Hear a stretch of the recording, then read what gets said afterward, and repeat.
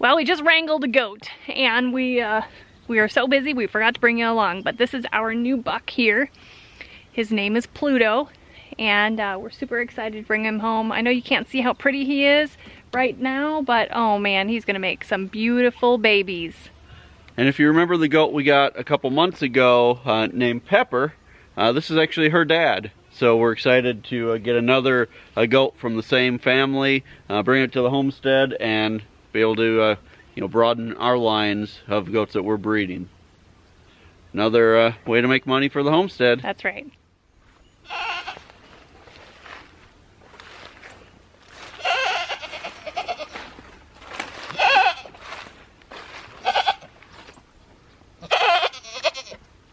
So let's talk a little bit about what we're doing here. We have the new buck here. We backed him up with the trailer near Rocky's site. Now, normally when we bring new goats onto the homestead, we quarantine them for about 30 days, which is what we did with Pepper. Pepper is from the same farm here. We've gotten to know the family that they're coming from and the way that they care for their animals, and they're all super healthy. So we feel confident in this situation that we're actually just going to introduce them right away. We really feel that we're bringing this from healthy stock and from a great healthy farm. Right. And right now, with everything going on around here, with my surgery and everything coming up, it's just easier for us just to introduce them now, deal with any potential them fighting or whatever for the next day or so, while I'm still around to be able to help if we need to intervene in any way. We don't think that'll be a problem. Most of the time with goats, you put them together for the first couple hours, right. They kind of duke it out.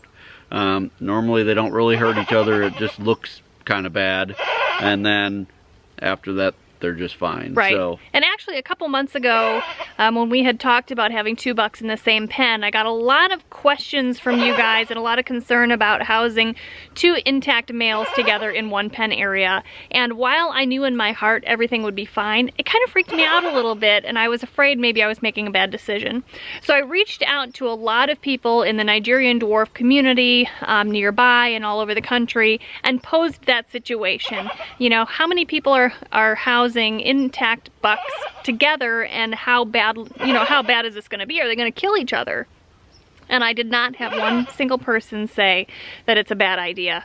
Most people, especially with Nigerian dwarf bucks, house them together. Now we'll separate them to breed them so that we know who is pregnant with whose babies, but that it's going to be okay with Nigerian dwarf bucks together.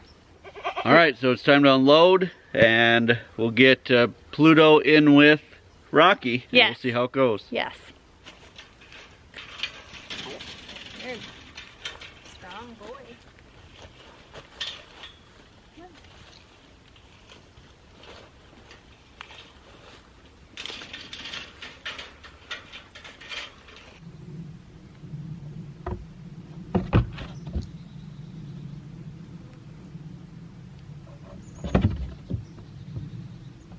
So it looks like the goats are settling in well, and I think that's going to be a great investment with the new goat for the homestead.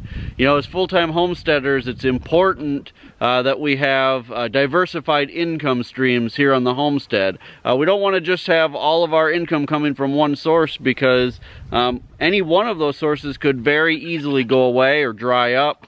And so it's important that when you're working for yourself, like we do, that we have, a little bit of money coming from a lot of different places.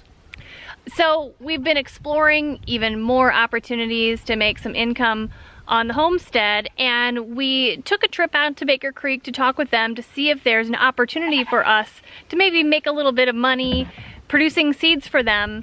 And so we wanted to share with you our experience there.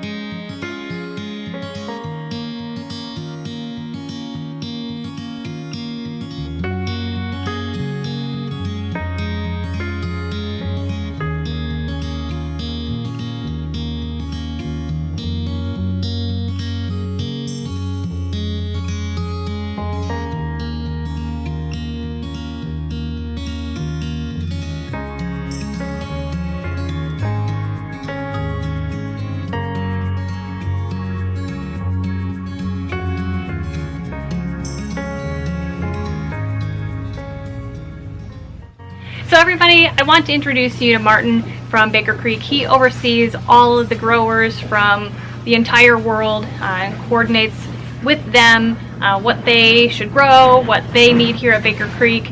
And we've stopped by today at Baker Creek to talk with him specifically about how we might be able to become growers for Baker Creek.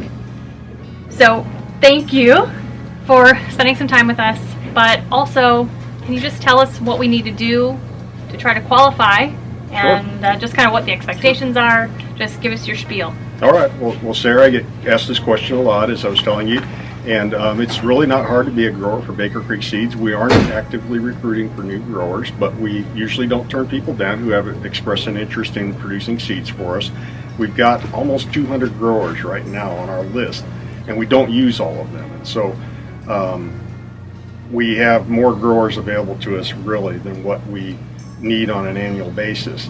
Our private growers range in size from backyard gardeners all the way up to major organic operations. They range in skill level from beginners, first-time gardeners, all the way up to people that have been doing it for 80 years. Okay. And they also have a wide range of ethnic background, and it's all across North America. Okay. Our private growers are small, what we call our small-scale growers are mostly in the United States. Mm-hmm. And we do purchase seed from about 40 to 50 commercial companies, and each of those commercial companies will have their own set of growers. And so many hundreds of people are growing seeds for this company to offer the almost 2,000 varieties that we offer on a rotating basis. So what are you looking for in a grower?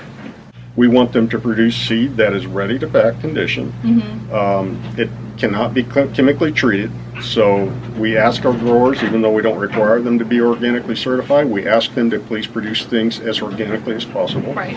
Our company uses nothing but organic methods here, but we are not organically certified. Mm-hmm. And so we don't have criterion for the growers, but we do have some standards that we expect them to meet. When they produce seed for us, it has to be of good quality aesthetically, mm-hmm. and from a germination standpoint. So it has to be viable. I can't have debris in the seed. I can't have broken seed. I want it to look nice. Mm-hmm. I want it to be clean. And then it also has to meet or beat the federal standards for germination as set by the USDA. Every crop type is different. There are minimum standards that are assessed by USDA that the germination rate has to meet or beat it, or else we have to special label it in order to pack it. And how would you know that?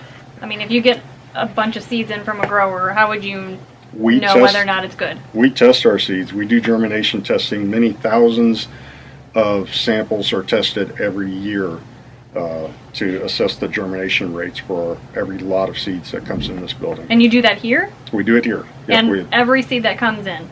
Every lot of seed that right. comes in, yes. Right, wow. Yeah, it's a daunting task. We have 2 technicians working on it, and on occasion they get additional support from other employees to help them complete the task. We test for GMO for all of our corn crop that comes in. We do not buy any corn that has GMO contamination. We've spent $20,000 since 2014 just to test GMO in seeds. So we take it pretty seriously, but isolation distances is one of the important things that growers have to consider. So mm-hmm. Squash, for example, we expect growers to have a 1/2 mile isolation from from another variety of the same species of squash. Okay. Tomatoes is 50 feet. Okay. Beans is 50 feet. So not all crop types require the same isolation distance. You guys, wouldn't it be fun to be a grower and have your very own seeds be sold in the Baker Creek seed store or out of the seed catalog? I'm super excited. I hope we get picked to be one of the growers for them. I know it's not a sure thing. Sarah's getting super nerdy today. This is like going to Disneyland for Sarah. And not just the seed store. And not just her, I'll be honest.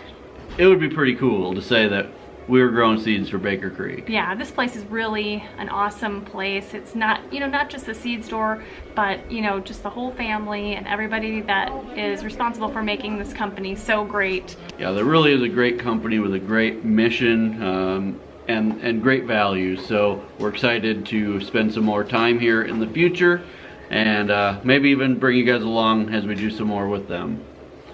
Hey, if this is your first time visiting our channel, I hope you'll hit the subscribe button before you leave. Don't forget to share this on all of your social media. Don't forget to follow us on Instagram as well. And until next time, you guys, thanks so much for stopping by the homestead. Take care, and God bless. God bless.